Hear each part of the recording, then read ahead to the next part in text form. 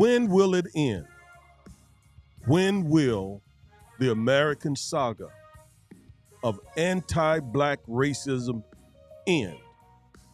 How much longer must we endure the indignity of being criminalized just because of our skin color? During this Black History Month, we're going to talk about it, and we're going to talk about it openly, frankly, and bluntly, because we're wondering, when will it end? Again, this anti-black racism that this country is known for. Stay with us.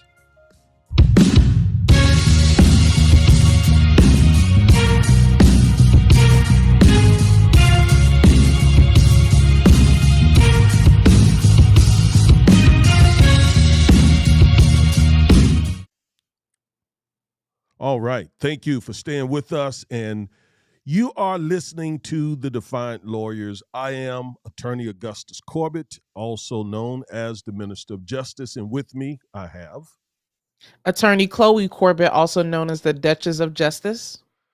And again, we are The Defiant Lawyers. And each and every Saturday, we bring you an in-depth legal analysis of trending politics, policies, personalities, and pop culture to empower you.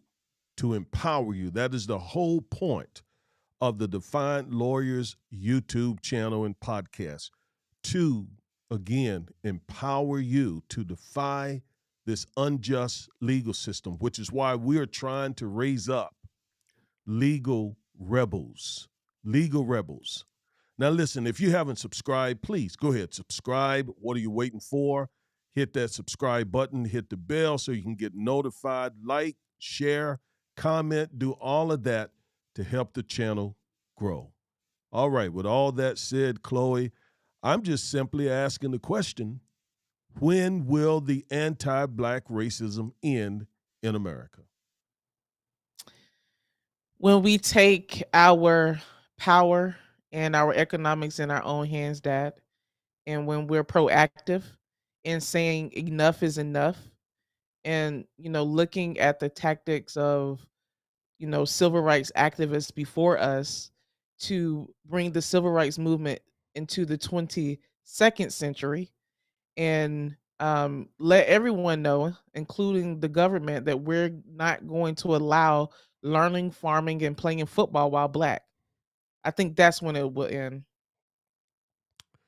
Well, yeah, we've been in that fight for 400 years now.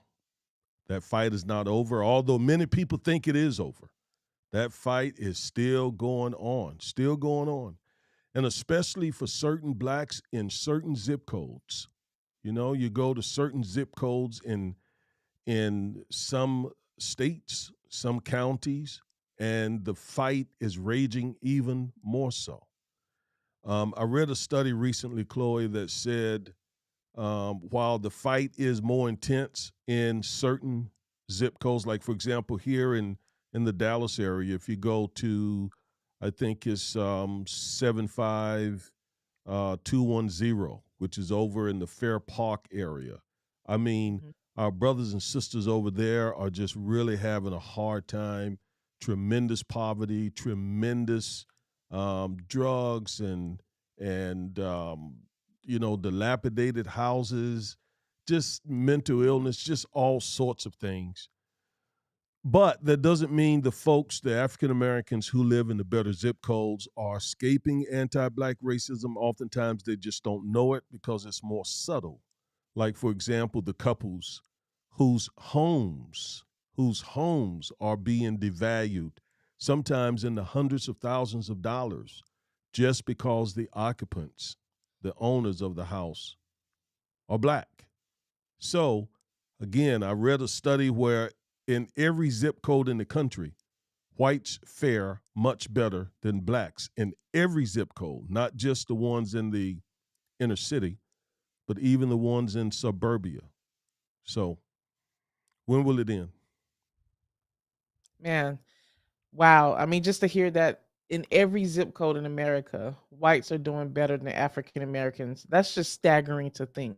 In a country of 365 million plus citizens, and we make up about 13%, that even though we have come a long way Mm-hmm. since the end of slavery, since the civil rights movement, that there's so much that still needs to be done.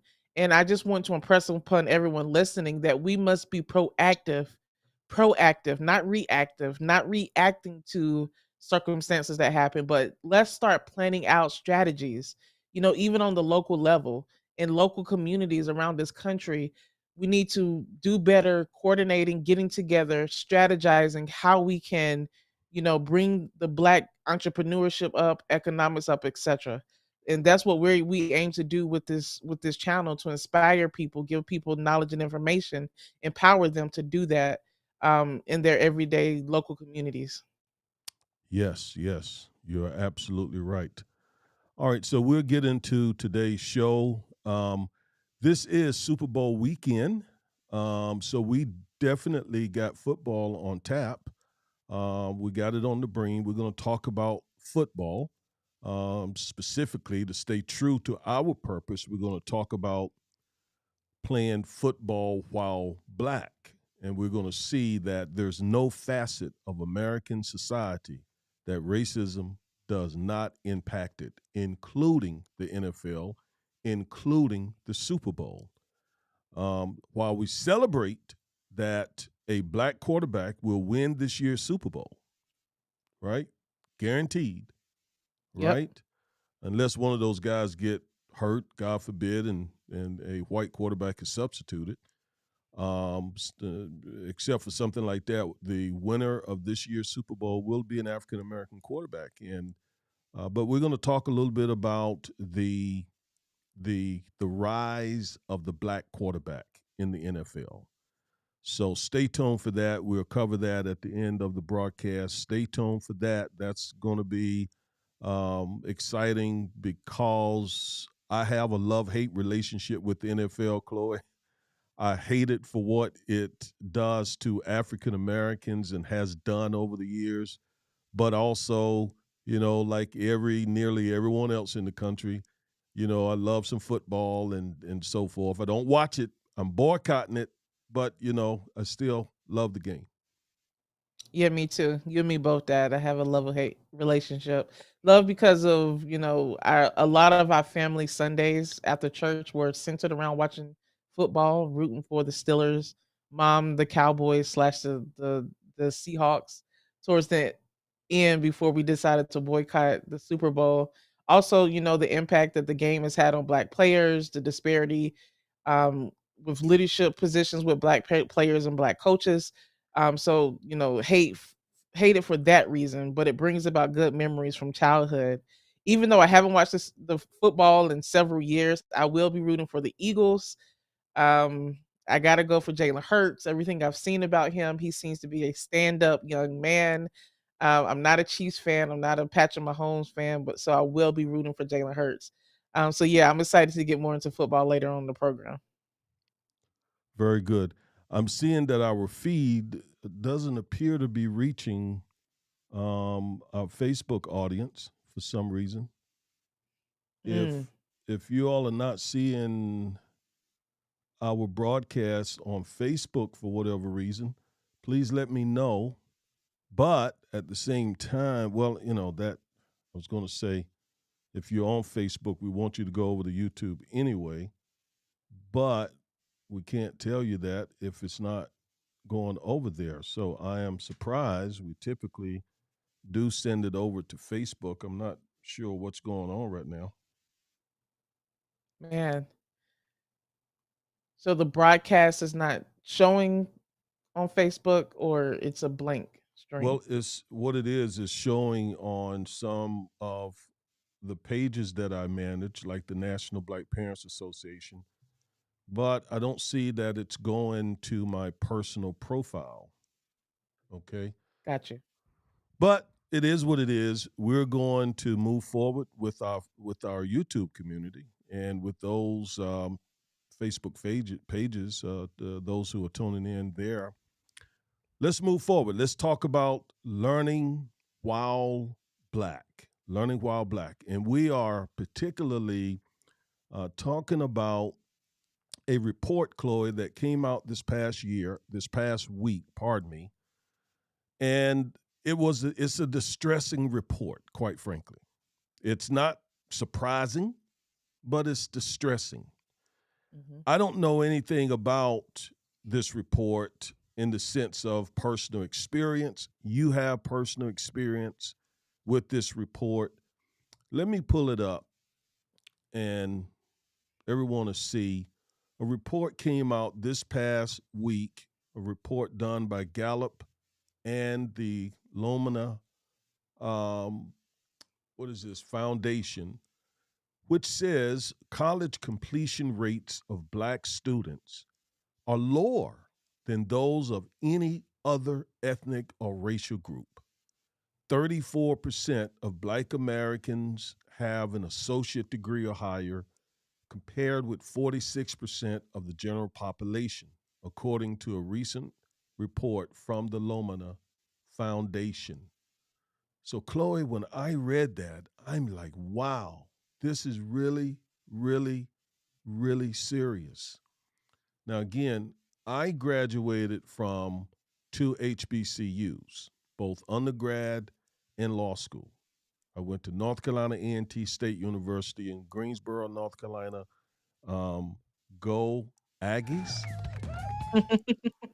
And I went to North Carolina Central School of Law in Durham, North Carolina. Go Eagles. So I have no experience whatsoever with students, and this is largely talking about black students at white colleges and universities. You have that experience, so I'm gonna turn to you for this. You went undergrad to UT Austin. You transferred to UT Arlington. Both are predominantly white institutions. So, floor is yours, Chloe. Yeah, so I got accepted into the University of Texas at Austin in 2008. I'm aging myself, but and I got accepted because there's Oh, a program where there. you're still a I puppy. know. I know, but 2008 just seems so long ago. But um, and I got accepted because Texas. I don't know if it still. I don't think it still has this program. But at the time, if you were in the top 10% of your graduating class, you will automatically get accepted into University of Texas at Austin, which is, Texas's premier college, and around the world as well. It's very highly respected. The Longhorns. So because I was in the top 7%, I believe, I was automatically accepted, and my major was chemical engineering. So I spent 2 years at the University of Texas at Austin, and it was a complete culture shock, coming living at home, being at home, to now living in Austin, which is a liberal city, but it's a predominantly white city. At least I was surrounded by white students and white people on the campus, which was a little bit different than what I was used to. When we moved to Texas here in Arlington, it was still, predominantly white, but it was very diverse because it's a suburb of Dallas, and it was just different. One, I was in a STEM major, which there were not a lot of African Americans, and especially not a lot of female African Americans in the engineering program, and more specifically the chemical engineering program. So that was different.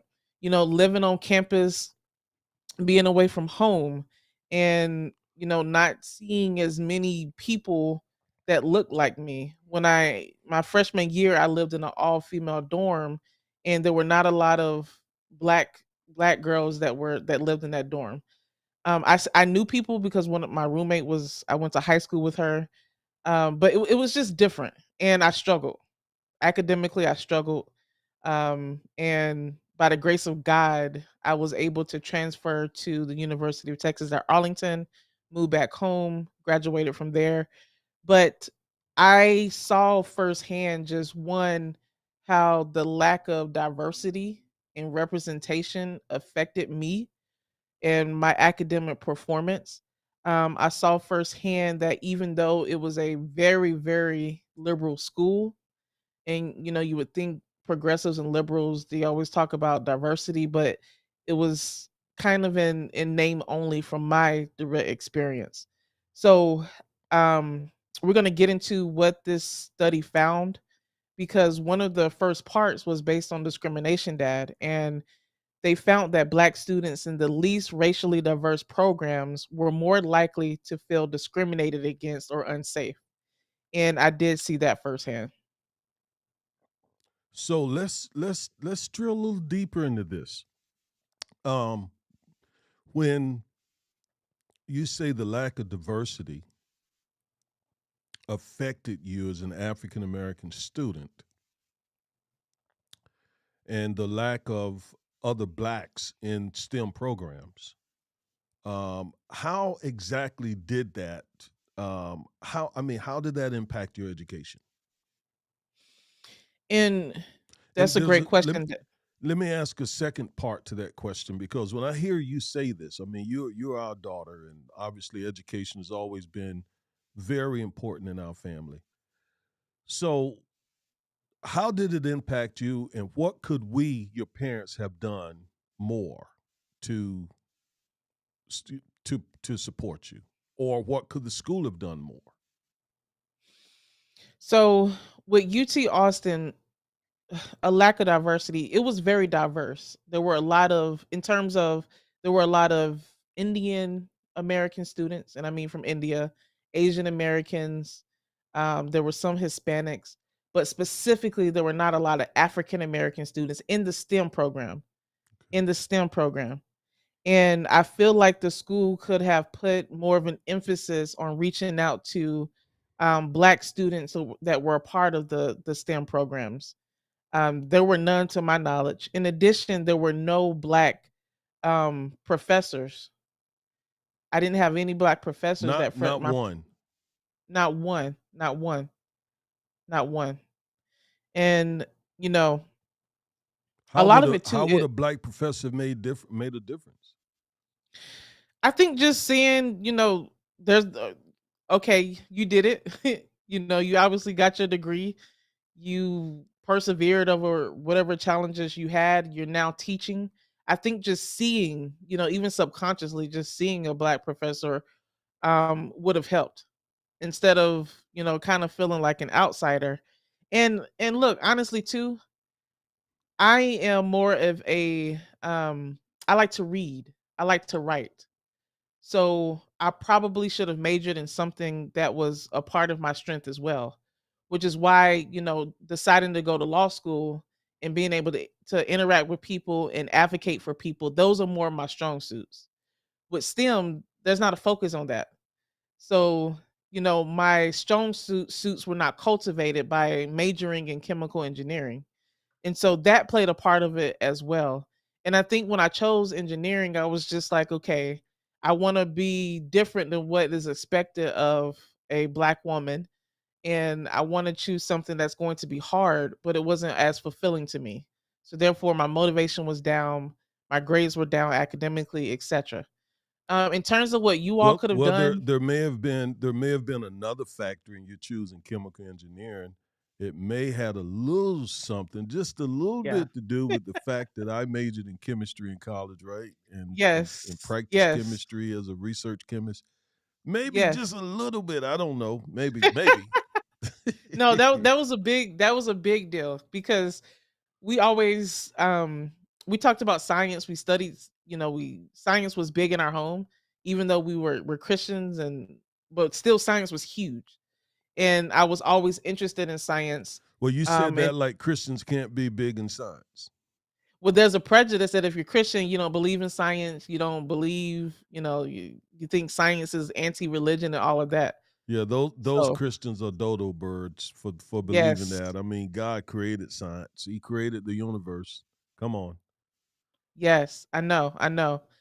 So so so yes, that was a huge influence on why I decided to do chemical engineering.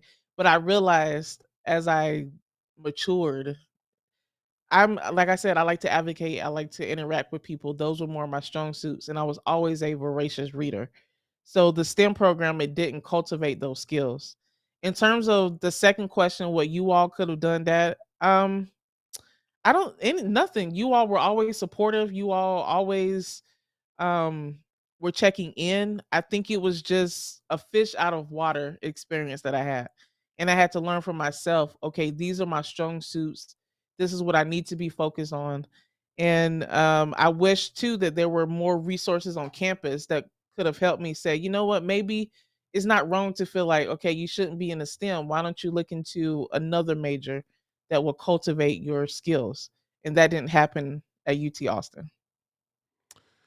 Well, it's sort of a personal story for us because we remember that situation like it was yesterday. Your mom and I, we second guessing ourselves, and wow, what did we do? What didn't we do? What should we have done? What should we have done more to support our daughter who graduated and like you said, the top. I think it was like top 5% of your graduating class, and having not academic issues but social issues, I suppose, with the makeup of the student body and the lack of black professors, which then had an impact on the and then being maybe in the wrong major, like you said, and then that had an impact academically.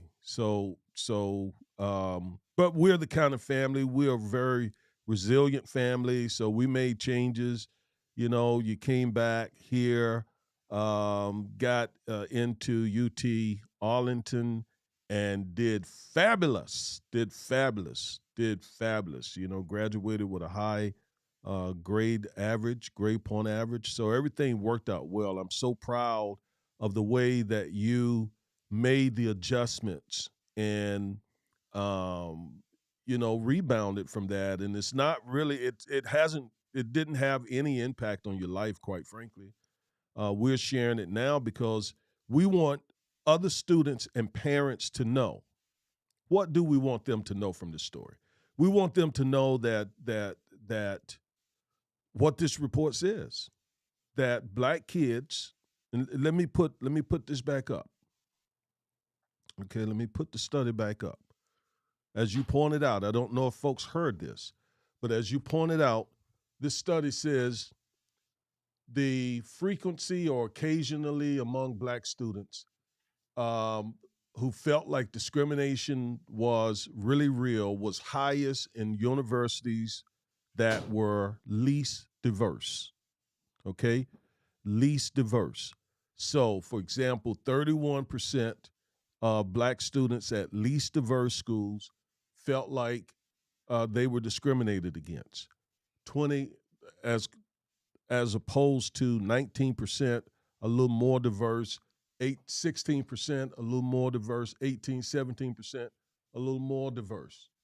Um, and so at the least diverse, in other words, the schools that were mostly white, black students felt that they dealt with more discrimination, they were more physically, they were unsafe physically, they were psychologically unsafe. They were not in a supportive environment, but a hostile environment, and disrespected at the least diverse universities. So, parents, students, that's what we want you to know. That's what the study found. And so, if you send your kids there, or if you folks decide to attend those schools, you students, just know what my daughter just shared with you.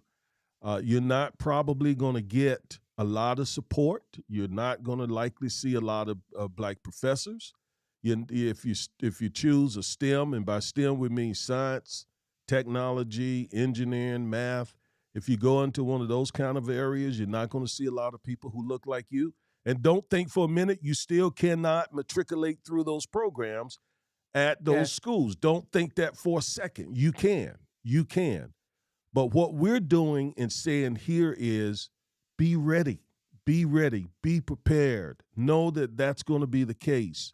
Know that if you want to see more diversity, then look at the student body percentage. Choose schools that have more African Americans.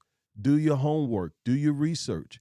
And if you're not just, you know, just really hardcore bent on going to a white university or college, I invite you to go to a historically black college or university because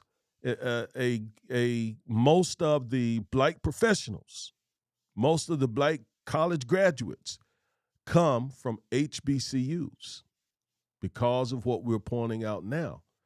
And you know, Chloe, now let's talk a little bit, just a little bit, about your legal education. You did very well on the LSAT. Okay, as we knew you would. I mean, like I said, you are very, you know, avid, hungry reader. You know, you've been reading. You started reading when you were 2 years old. Um, So you had the LSAT to score to go to most universities. I mean, Georgetown, you know, Harvard, and all of that. You chose to go to a historically black law school, Thurgood Marshall in Houston. How did you come to that decision? Yes. So, I decided to go to law school my senior year, like the last semester of my senior year. I was a psychology major when I graduated from UTA. And at the time, I thought I was going to be a psychologist or psychiatrist, but I participated in I was in a lab. I participated in a lab, a psychology lab, and it was just so boring. I'm like, no, stills kind of more on the scientific side, a lot of research and everything. I love to research, but I like to interact with people. So, in combination with you being an attorney dad and seeing, what you were doing with your firm and not enjoying what I was exposed to as a Aha, you psychology acknowledged major. it. You acknowledged Yes. it. Yes. Yes. So in combination with that, I was like, you know what? Being a lawyer is for me. I want to be a lawyer. So at the time when I was first looking into it, I didn't even know that Texas had an historically black college and university, TSU, Texas Southern. Um, but I was doing my research, and actually, my the top school that I wanted to go to just ever as a kid was Howard University. And but when we moved here, I decided, well, I want to stay in this area, stay more local. So what HBCUs are there here in Texas? And that's how I found Texas Southern University. And going there was amazing. It's located in Houston, Third Ward, Houston, right in the hood. Um, but the student body, I met some of my closest friends there. The support of the professors were amazing. We're still a close alumni association. There's so many black lawyers who went to TSU here in Houston, Dallas, everywhere. So there was a huge support system. Now, were there issues? Yes. I mean, any higher learning institution is going to have issues, and there were even some issues that are stereotypically assigned to HBCUs, in terms of some of the administrative side, but it wasn't because of the students, and largely it wasn't because of the professors. So I had an amazing time at TSU, and I highly recommend that Black students look into either going to a HBCU, college or university, or higher learning institution too. Yeah. So go Aggies, go Eagles, and Thurgood Marshall. What are you all down there? Tigers. Tigers. Yes.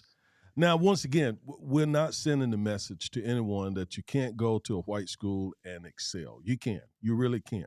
And Just know, according to the data, your experience will likely be a whole lot tougher. Okay.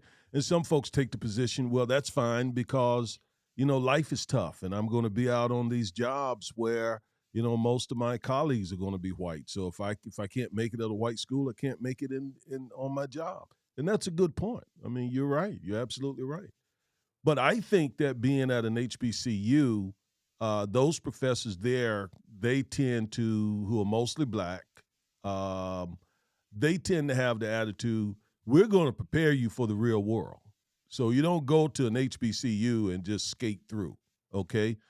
I remember when I was at both A&T and Central, especially at A&T, I needed to take some courses at a local white school, and man, it was so much easier over there. I mean, it was so much easier. You know, a lot of the white, especially the white girls, would whine to the professor, "Oh, professor, please, can we do the exam next month?" Or, "Professor, please, can you lift the curve?" Or what, you know.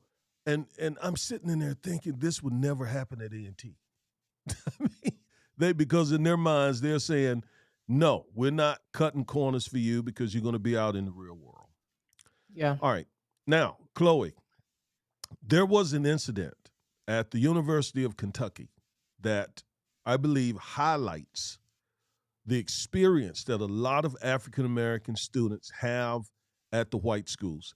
We want to play this video. This happened about 2 or 3 months ago to a young African American female student, and this is some of the reasons why black students just don't fare well at these schools. Okay, let's run this video.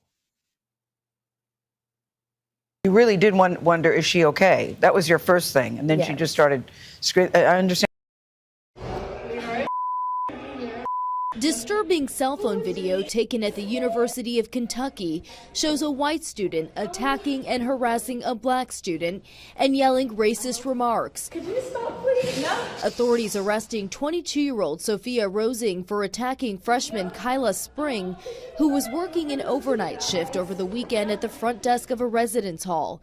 Rosing charged with 2 counts of assault, one for Spring and the other involving a police officer. She's also been charged with disorderly conduct and public intoxication, pleading not guilty in court. Meanwhile, the community rallying around Spring. I was physically, verbally, and racially assaulted by Jane Doe, aka Sophia Rosing. Hundreds standing beside her in Lexington and standing up against racism and discrimination. And to Miss Rosing, you will not break my spirit. As Michelle Obama once said, when they go low, we go high. When they go low, we go high. The University of Kentucky. It's heartbreaking to watch that video. Can you take us there, what you were thinking at the time while this was happening to you? I was thinking that I know the drill. I was raised to act a certain way if I ever encounter a racial attack or assault. But I also was very disheartened that it happened to me while I was working. And I really just wanted to make sure I acted appropriately so that I could keep my job, because the script could have been flipped at any time if I had retaliated. Because first, you didn't think that she lived in the dorm. You really did wonder, is she okay? That was your first thing. And then. All right, so we're going to go back to that clip in just a moment, but some heart-wrenching feelings rise in me every time I see this video. I mean, this young white girl feels so privileged and so superior, right, that she can just assault this other black student, call her the N-word, I think over 100 times, and the B word. I mean, just because this young black girl was, I think, the resident assistant, and so she was trying to help the young woman out, thought she was, drunk or just trying to make sure she was good, and this is what she endured. It's amazing. It's just amazing. And then the young white girl allegedly assaulted a police officer. So that's that white privilege that makes them think that they can treat us like that, treat our children like that. And let me go back and say something about, the lack of diversity and the impact that it has on students. Well, states like Florida and the governor there, Ron DeSantis, he is now pushing through legislation to outlaw all diversity and inclusion programs in Florida's colleges at a time when diversity is so important. And let me also throw in that the U.S. Supreme Court is now hearing is deciding 2 cases having to do with diversity on campus. And with the 6 supermajority conservative that they have, it is very likely that they will. One case is in Chapel, one case is out of regarding UNC Chapel Hill. The other one is Harvard. The lawsuit was filed by a group of Asian students of all people who are benefiting from the civil rights work we've done, yet they're attacking this.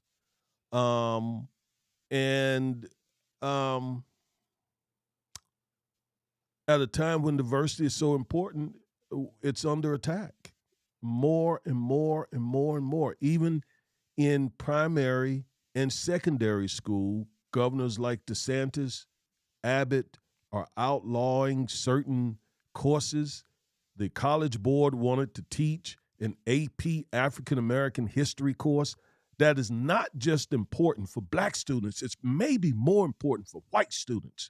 Because maybe if this Sophia girl had learned a little bit about black history in high school, she would have known better and not brought so much embarrassment and shame, I would think. And there may not even be shame to her family. There may not be shame. They may be, glad to see her behaving that way. I don't know. But I wanted to throw those things in before we play the rest of this clip, because there are some other comments that I think we need to hear too.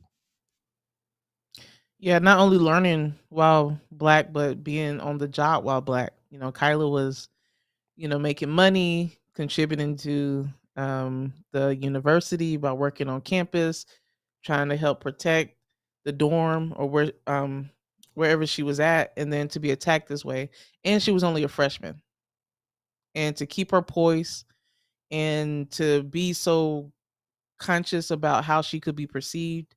That quote that she said, I wanted to make sure I acted appropriately so that I could keep my job, because the script could have been flipped at any time if I had retaliated. That's so, sad. Even as black people, yes, when we're being physically attacked, a lot of times we don't think about, okay, self-defense, because we know when the police get there, it's their word versus our word. And so she was thinking, she knew that the script could have been flipped, and her reaction not being seen as acting in self-defense or protecting her life, but as being the aggressor. So the fact that she was thinking about all of that in that moment is sad. It's really sad. And I'm glad you went back to that, because here she is being assaulted, but she's afraid to really defend herself because she knows that her self-defense will be perceived as aggression. Toward this white student. And then her scholarship, her admission and all that in the University of Kentucky would be threatened if she did what everyone else would have undoubtedly done, defended themselves, and not just took that humiliation. But yes, I've been in that situation many times, many, I cannot count the times that I've been in a situation where I'm being harassed or something by a white person, and in my mind, I know if I don't do everything possible to try to de-escalate this situation, despite the fact that I'm the one being assaulted, it can turn badly for me. Yeah. It's sad. When will it end? We'll go back to the video.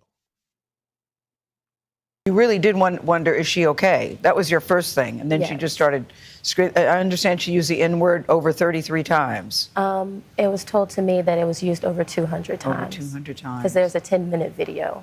Yeah, and we only saw a little part there. And Betsy, as her mother, at first, you did not want her to go public. You didn't want any of us to see that video.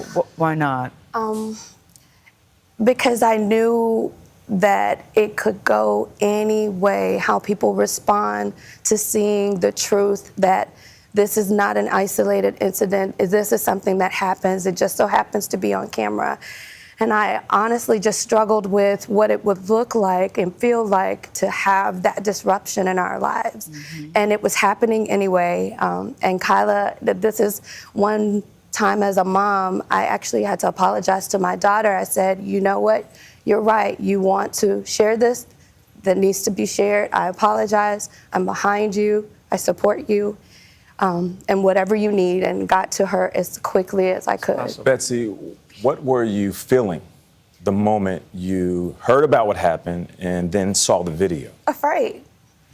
I was afraid. I was in Texas working away from home anyway. My daughter is in Kentucky on campus. And I knew that, there are rumors, there's a lot shared about racism in the South and how people will respond. There's been some ugliness that has brewed in our country in the last few years that makes you aware that racism is still alive. And I was just afraid of what that would look like to my daughter in 2022. You always hope you're not going to be part of a story like this. Sophia Rosing's attorney says that she is, Kyla, humiliated, embarrassed, and remorseful by this incident. What do you say to that? I say that there is an opportunity for growth in this situation. And I also say that this is an opportunity for not just her to grow and educate herself, but people who might have acted. So here she's still you heard her mother expressing fear of just going public with this because, oh God, we still could end up on the bad side of this. Despite a 10-minute video showing you being assaulted, we still could be the victim. We could be victimized even more so. Oh, boy. Just sad. Really, really, really sad. And I want to get to a part in this video where one of the journalists asked her why she did not defend herself. Let's go back to that. Yes. You really did wonder, is she okay? That was your first thing. And then she just Informed how you are. It hurts, but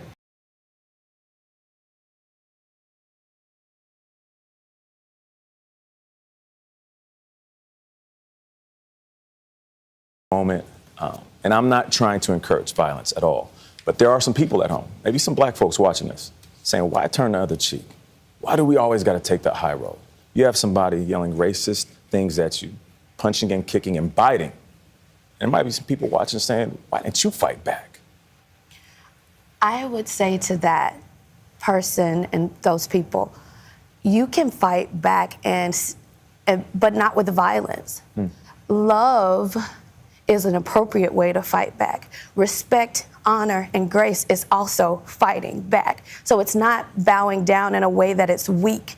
It's bowing down in a way that honors who you are and the truth and the integrity, your character, and who God created you to be. And so what I also like about the fact that this happened, as terrible as it is that this actually occurs more often than a violent response to racism. And unfortunately, there are not enough videos of the right response happening. And so what I'm grateful for is that my child has been girded in truth and honor and grace and integrity. We're in a moment where for more than 10 minutes, she was berated by someone who didn't even have their right mind. She was able to remember who she was and to smile, and didn't even realize the magnitude of who she was until after it had happened because of what was already inside of her. certainly took a page out of Michelle Obama's line.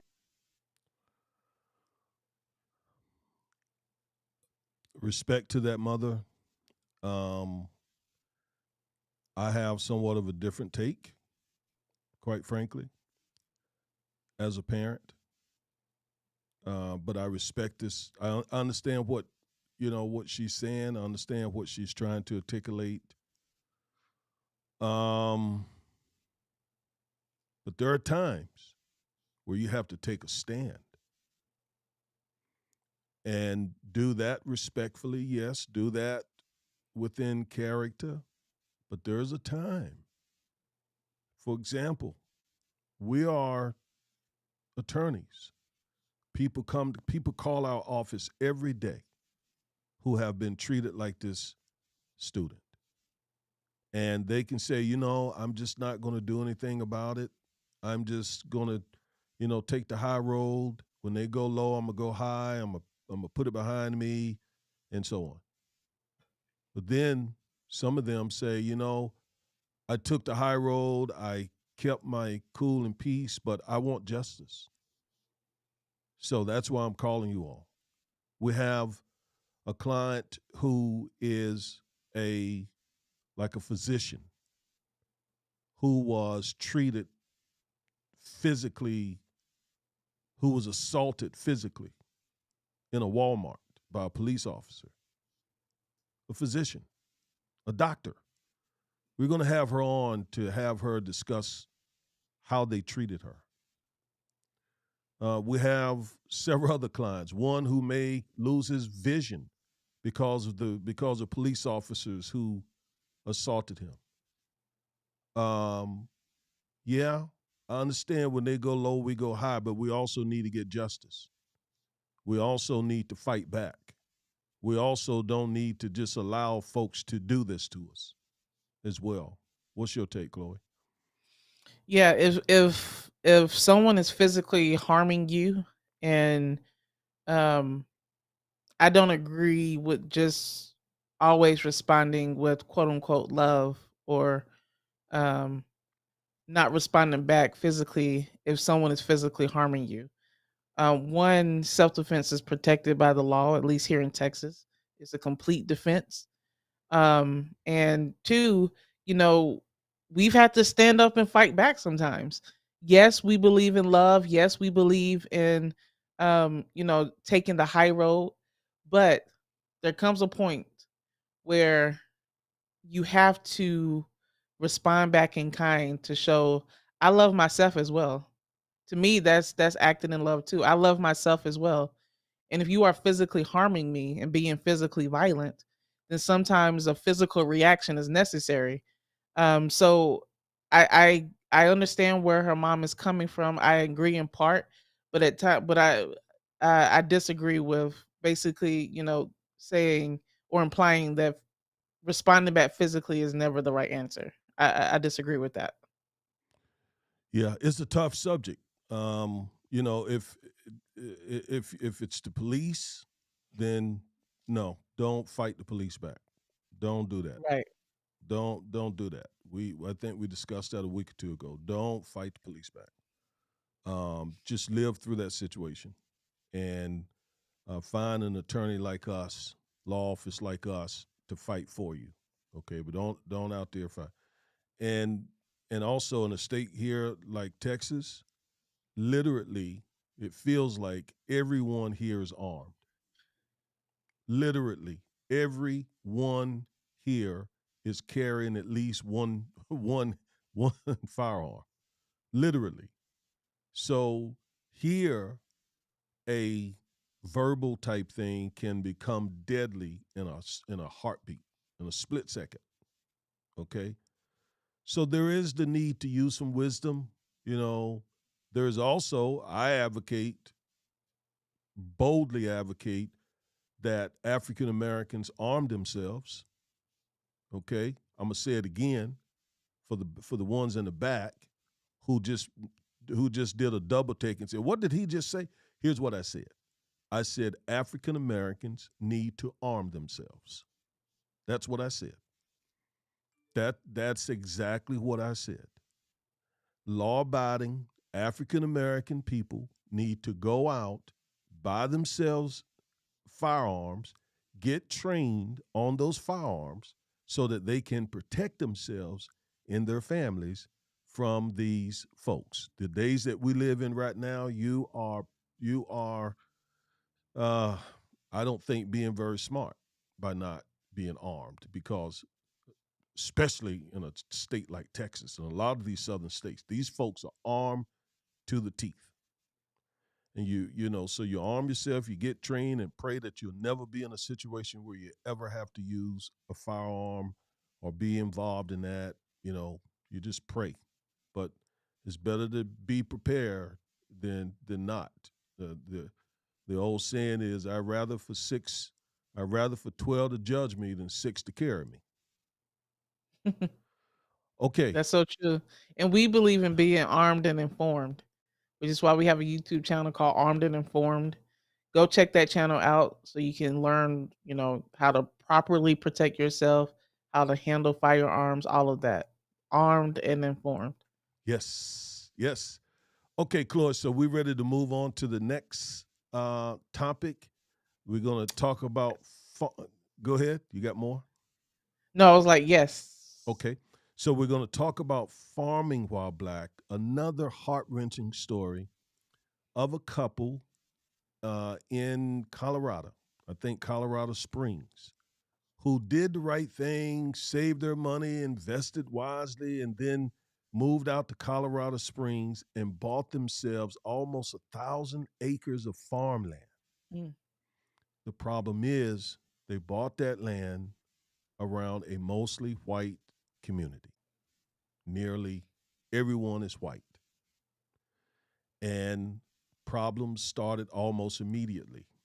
One report says that it started when they put a Black Lives Matter movement on their property.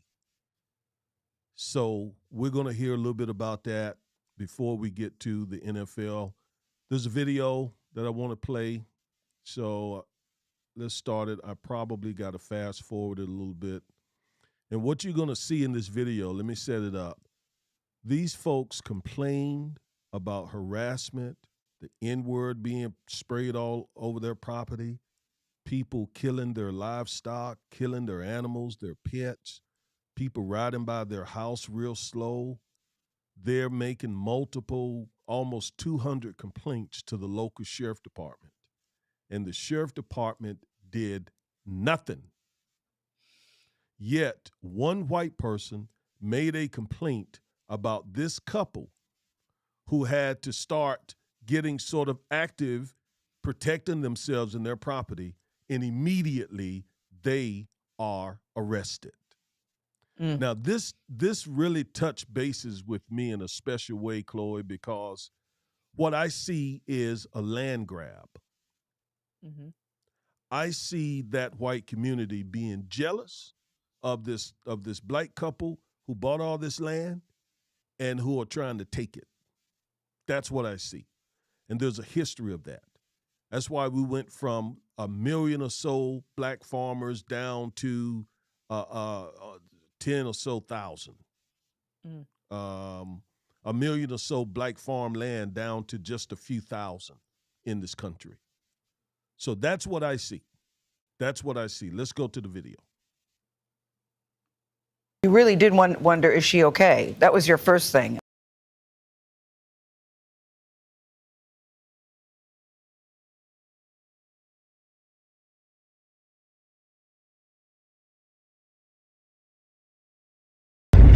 Hello world, Farmer CW here, reporting live to you from Freedom Acres Ranch this morning.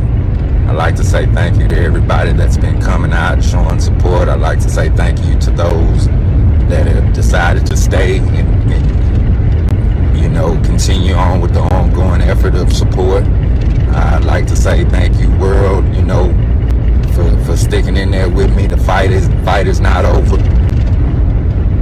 I've been informed this morning by a fellow service member that the police were called on us 5 times this past weekend for doing work on our land, for farming while black. That's not a crime. Elijah McClain would still be alive to this day if it wasn't for somebody calling and saying that a black man is walking down the street. That's not a crime. None of that is a crime. Farming while on your own land is not a crime. The people that were out here this past weekend didn't deserve to be tormented and harassed by Gearhart's goons. I guess I'm finna be facing charges. New charges are finna be coming down the pipeline on me for being on my own land. World, I'm asking that y'all come out in full force on 2/17/23 to the Denver Capitol. And we state our claim that the Karen Act be passed and put into law that make it a crime, a hate crime, to weaponize the police against people of color. It has to stop, world. Farming while black is not a crime. Being on your own land is not a crime. This Officer Gerhardt needs to be fired, needs to be removed. He needs to be sitting in a jail cell. Him and all his goons that partake and allow for the mistreatment of people of color.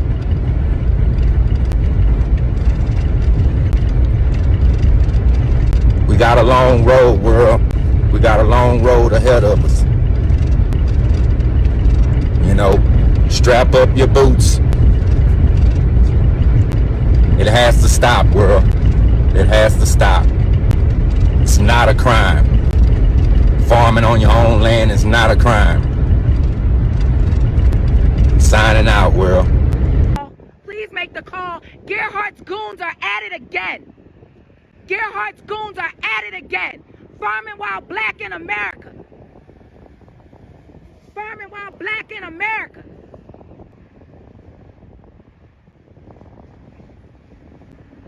There's Deputy Hancock there with El Paso County Sheriff's Department. That's the vehicle 8306. He has not provided any information as to whether there's anyone else in the vehicle at this time. State Patrol appears to be handling this stop here.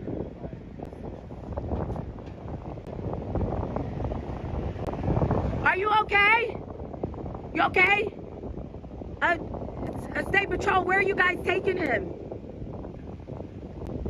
So because of the warrant, he's going to go to El Paso County CJC, the Criminal Justice Detention Center. Okay. Yeah. And where is that located? So that's on El Paso, South Las Vegas. Okay. Yep. So he's going to be going in there. He'll be processed. So there you have it. He was arrested. The woman you hear on the video, that's his wife. She was arrested in November of 2022, and now he was arrested. And let me show you. His name is Courtney Mallory, and his wife's name is Nicole Mallory. You see him in the arrest uniform there. And again, they broke no law. They had been complaining for a year or so, for several years, about people harassing them, killing their animals.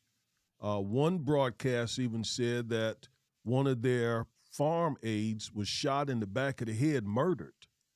And even that has not been addressed by this sheriff's department. This is oppression. This is official oppression. This seems to be a land grab. And the problem with being in a community like this, I read, you kept hearing her say, and hearing him say, Gerhardt. Well, he's the deputy, Deputy Gerhardt. Turns out his wife is also the judge.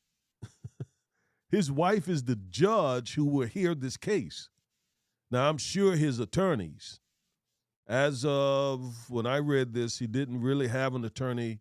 Well, there's one standing beside him, but the NAACP has stepped in, and they're going to try to get him, I believe, another lawyer, or maybe this is the lawyer they found him. But, I mean, the federal government should be involved in this. This man and woman begged for help from local law enforcement. No help.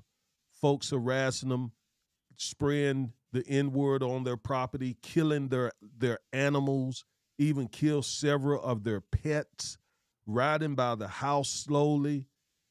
For what reason? Because they were black.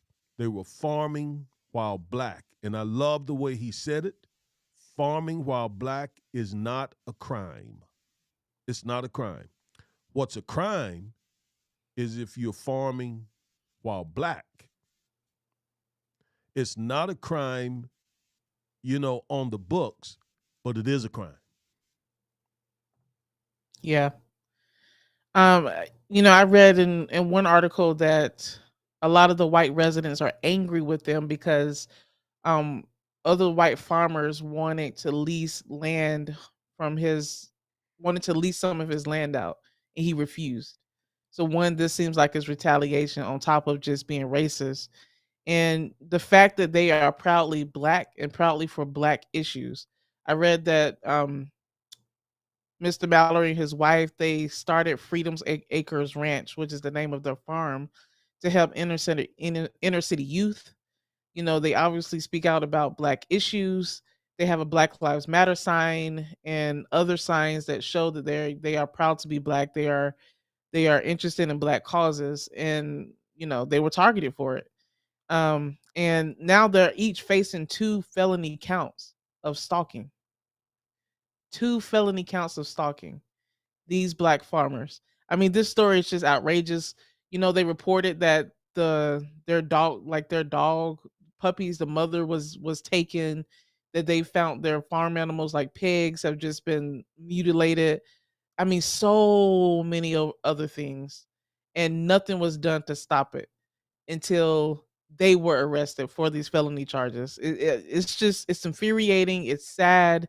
I hope that people actually go out on February 17th, next Friday, to join in with them. Those who are local to the area, join in, stand up with these farmers against racism, and that more national attention is being brought to the story. Yes, if I could, I would be there. This makes me want to go. Yeah, I mean, I understand. If I could, I would go. I think black Americans from all over the country. In fact, I'm encouraging you to go and stand with this man. I think at the Capitol of Colorado. I think he said Denver. I don't know if is Denver the capital of Colorado. I don't know if it's the capital, but I know he said Denver. Yeah. So, man, if I could go, I would be right out there with him. No question, no doubt about it. I would book me a flight, go out there and stand with this man who's being harassed for one reason only, because he's black and farming while black. And this thing about white farmers wanting to lease his land, that should have just been a no. Thank you, sir. Thank you for considering it, and keep it moving. And he's probably smart to not have done it because there's no telling what the terms would have been. It could have been a way for them to try to take his land, okay? Try to somehow or another legally get possession of his land. So good for him for saying, no, I'm not interested in that, okay? It's just sad. It's also infuriating, quite frankly. And again, I would encourage you all to go out there and, peacefully protest with him, peacefully, and I just may give him. book a flight out there. Well, I understand. I really do. I'm in support of that. I'm in support of that. All right, so we wanted to bring that to you all's attention. His name, let me put their faces back on the screen again. His name is Courtney Mallory.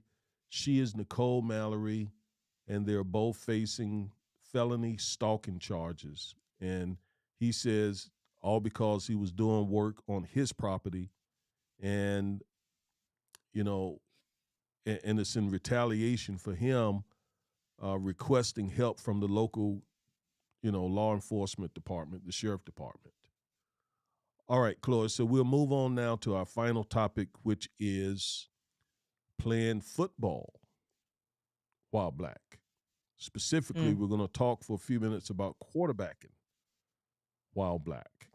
Okay, so let's go there. So, yes, the Super Bowl is tomorrow. NFL history has been made in that 2 black quarterbacks are playing in this Super Bowl. Patrick Mahomes of the Kansas City Chiefs and Jalen Hurts of the Philadelphia Eagles. Both men are very good quarterbacks. I don't know who's winning. I don't really care, honestly. I don't watch football anymore. I will not be watching this game. But if I had to pick one, I would pick probably the Eagles as well for one reason and one reason only.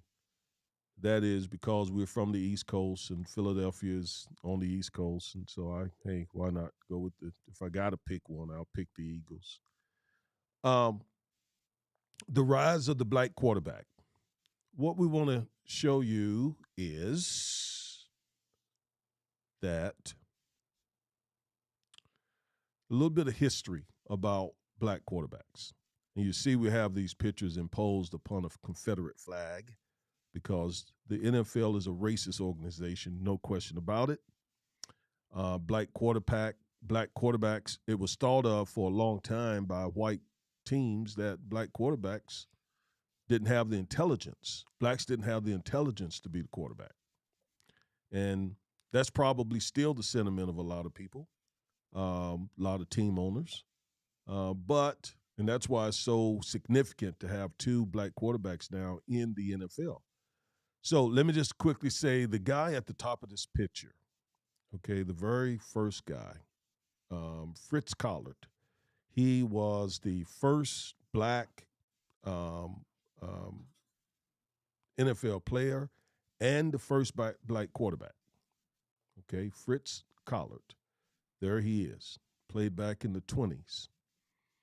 And then the four pictures below, if you start to your left, the guy with the football in his hand, his name is Marlon Briscoe. And he was the first starting quarterback in a Super Bowl era. He played for the Denver Broncos. Again, Marlon Briscoe.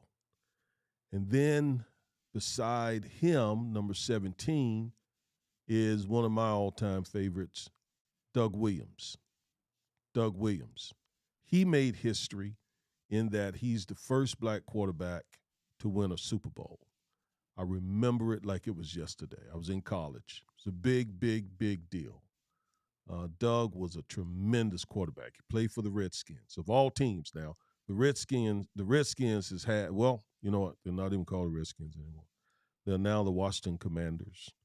I'm happy that they finally got rid of the Redskins. I wouldn't appreciate a team called the Washington Blackskins. So I'm glad they got rid of that. But Doug played for the team when they were the Redskins, won that Super Bowl. I remember it so well.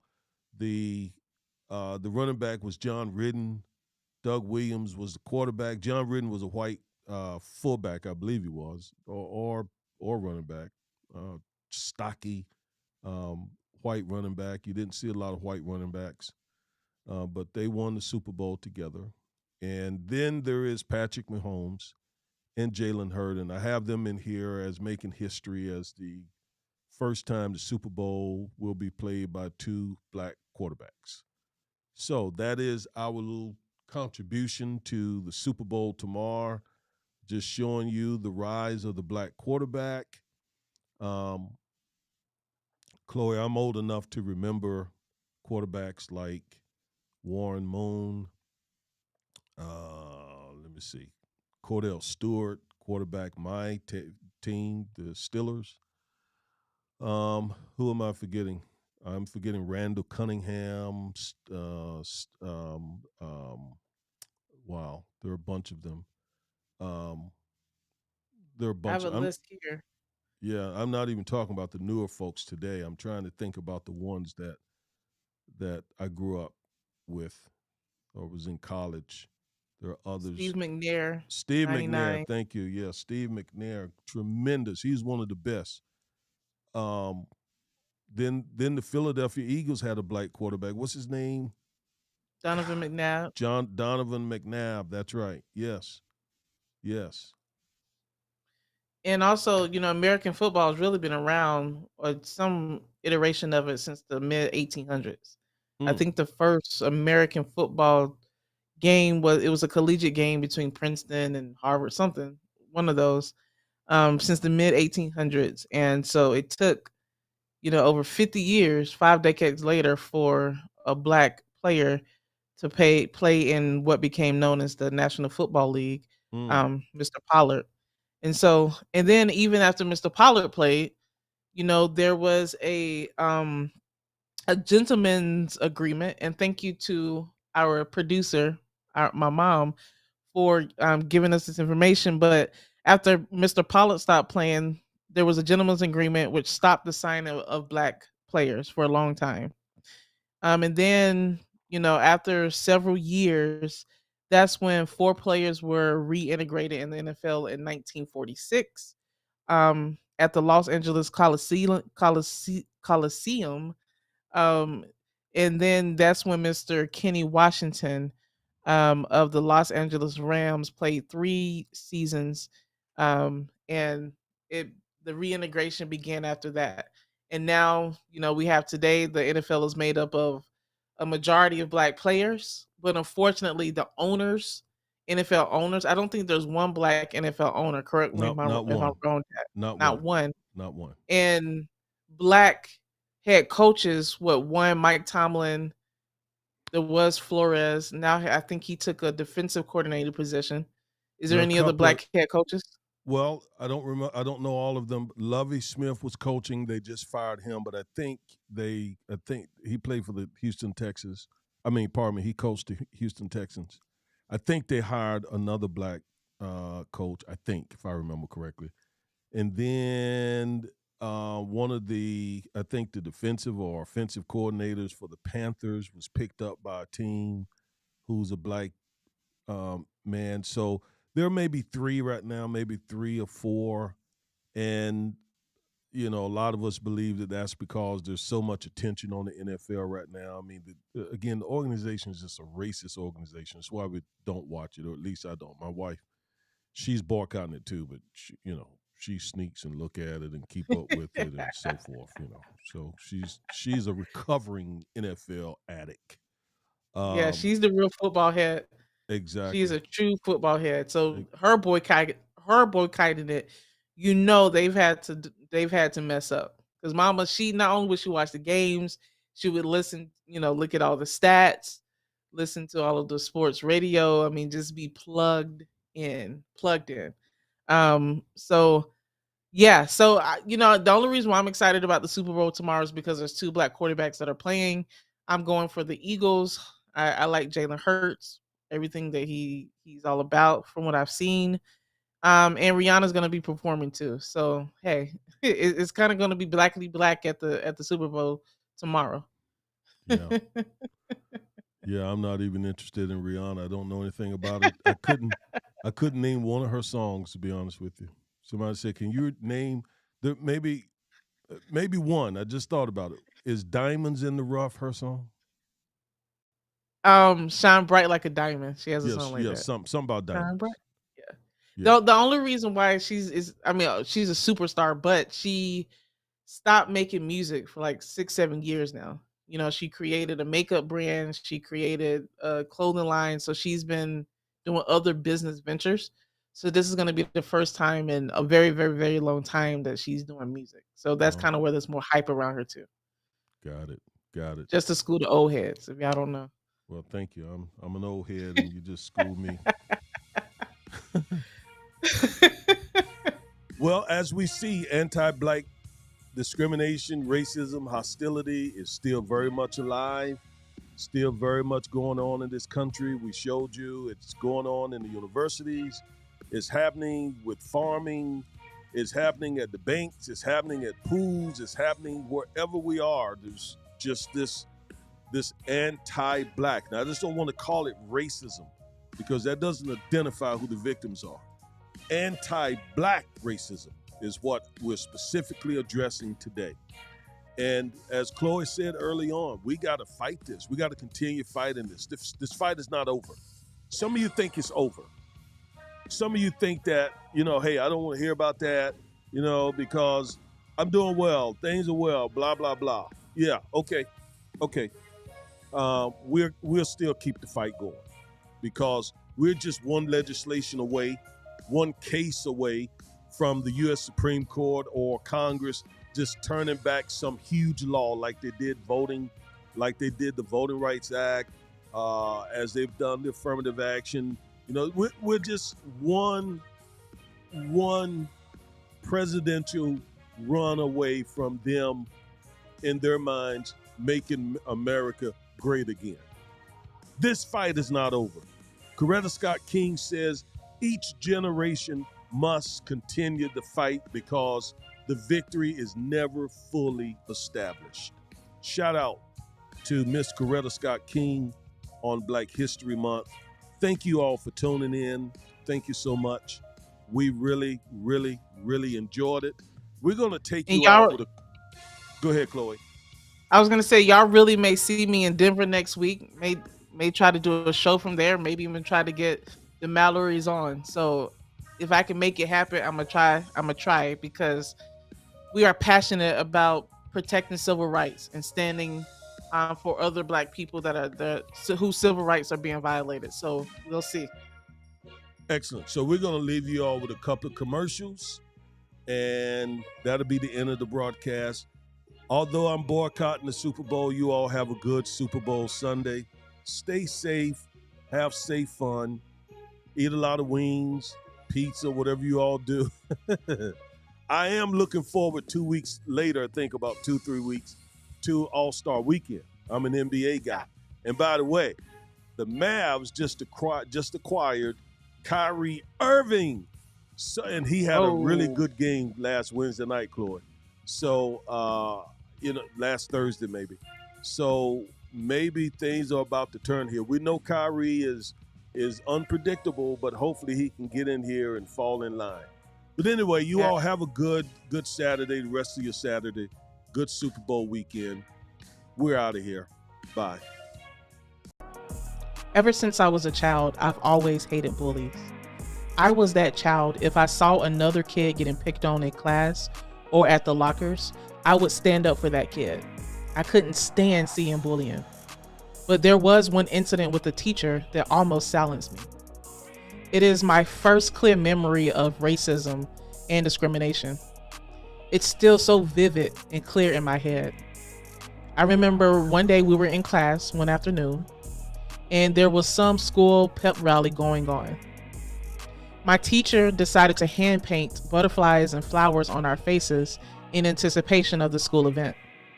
So we all went one by one up to her so that she could paint our face. When it was my turn to get my face painted, my teacher told me, "I can't paint your face because your skin is too dark." I was mortified, embarrassed, and deeply ashamed. In that moment, even though I wanted to say something, I couldn't get the words out. So I walked back to my desk. I sat down, stared blankly at my desk until the bell rang. When I got home from school that day, my parents knew something was wrong. But I remember being so reluctant to tell them. I really don't know why. When I finally did, obviously they were furious. And let's just say the next day at school was one to remember. But this incident taught me a valuable lesson. It taught me to always stand up against racism, discrimination, and injustice. It fortified my resolve to fight for the vulnerable and voiceless. Just like my clients' voices are taken when they are wrongfully accused of a crime, subjected to banking while Black, fighting for custody of their children, or fighting for just compensation from stingy insurance companies. My name is Attorney Chloe Corbett, also known as the Duchess of Justice, and the Defiant Lawyers. We're here to fight for justice for the accused, the vulnerable, and the voiceless. You can find us in Dallas, Texas. Go to our website, www.corbettfirm.com, and Impacting Laws.